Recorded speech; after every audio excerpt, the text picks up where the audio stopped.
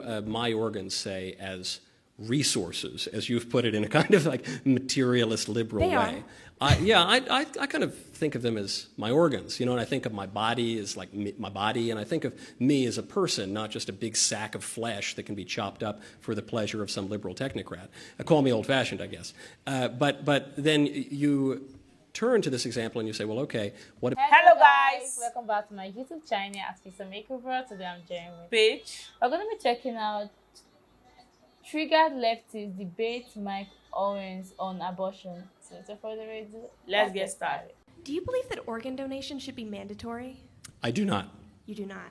Okay, so if you believe that even a dead person has the right to bodily autonomy, even if that dead person's organs could save up to 8 lives, and yet you also believe that women should be legally mandated to sacrifice their bodily autonomy in order to save the life of a fetus, by your own logic, a corpse has more right to bodily autonomy than a living, breathing woman. Well, you imposed upon me a liberal view that I do not hold, which is that my views of abortion come from some sense of bodily autonomy. I'm not a huge autonomy guy to begin with. I don't think that I own my body. I think my body is sort of a gift, and I have obligations to my creator.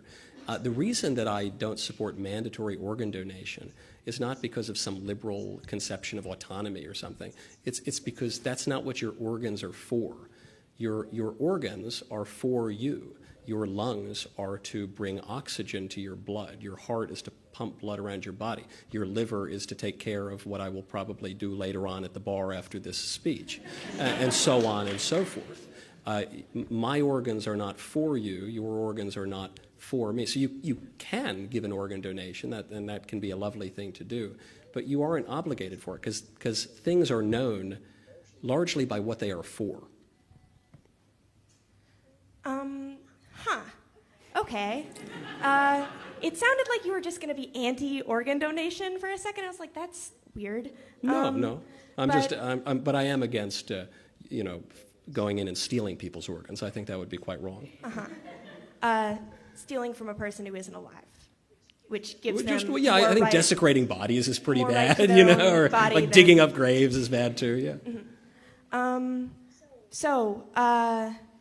If you don't believe that withholding resources like life-saving organs, which you would die without if you have organ failure, if you don't believe that withholding resources like that means that you're killing a person, would you be pro-cutting the umbilical cord rather than removing a fetus so that the fetus would no longer be able to grow without the nutrients it needs? I think it would be wrong for a mother to kill her child. So I don't view my organs, say, as resources, as you've put it, in a kind of like materialist liberal way. I kind of think of them as my organs, and I think of my body as like my body, and I think of me as a person, not just a big sack of flesh that can be chopped up for the pleasure of some liberal technocrat. Call me old-fashioned, I guess. But then you turn to this example and you say, well, okay, what about cutting the umbilical cord eventually you do cut the umbilical cord when the baby comes out, but what about cutting the umbilical cord or otherwise killing the baby? I think that would be quite wrong to do, because your baby is not for your killing. Your baby is not justifying some kind of murder. That was the topic of our discussion tonight. And furthermore, a woman's womb, which is another organ that you haven't brought up, has a purpose too. And the purpose of the woman's womb is to grow a baby, and the baby is not just a clump of cells or a parasite or any other dehumanizing way that the liberals talk about it. The baby is your baby, and when mothers kill their babies, that's contrary to reason and contrary to nature. So back to what I was saying, you love doing this thing where you go off about some nonsense that isn't what the original question was about. Logic, yes, yeah, I know. I do occasionally apply that. Entirely unrelated to what I was saying in the first place. But what were you saying? Perhaps I misunderstood. I thought I understood. You misunderstood. So withholding resources. Right. Yeah, I suppose I just don't. Someone will die. Yeah, when you have organ failure, not having an organ donor kills you. Surprise. So withholding resources from them, that isn't killing, that isn't wrong. But withholding resources from a growing fetus somehow that's different. And Yeah. the Well, way as that I you tried to make that leap, so I'm getting confused there. You are getting confused. As I tried to explain, you are beginning with a premise that all of our organs are just undifferentiated resources to which any of us might be entitled. And that's a novel view. It's a view held by, I guess, some rather extreme liberals or materialists, but it's not a view held by me. I don't think that it's all just undifferentiated flesh. I think that things like organs have both form and matter. So there's the matter, there's the flesh, there's the stuff, but then there's the form, which tells you about what that thing is. And so my liver might look a lot like your liver, but they're different livers. One's mine, for instance, and one is yours. So you don't have a right to mine, and I don't have a right to yours, because your liver is for you, and my liver is for me. And we all know this, and we all act that way. That's why you're not coming up here and attacking me and ripping my kidneys out and selling it on a market in Wuhan or something like that. But we pretend that we don't believe these things because it helps to advance an argument which is totally indefensible and unnatural, namely that we ought to kill a baby or something like that. So your organs are for you and you alone. You get to decide what to do with them. But a woman doesn't get that choice about her womb, about her ovaries. Well, the baby about is her not uterus. an organ of No, hers. A so baby is an you get to individual make human choices being. about your internal organs, but a living, breathing woman does not. Well, okay, I understand. No, Thank I don't think you do understand, because I don't think you understand very well at all, unfortunately, because you're suggesting that the baby is an organ of the woman, which is preposterous, obviously. You know, the baby is differentiated from organs by its DNA, by how it will develop, by, I don't think she's listening to the rest of my answer. Matt!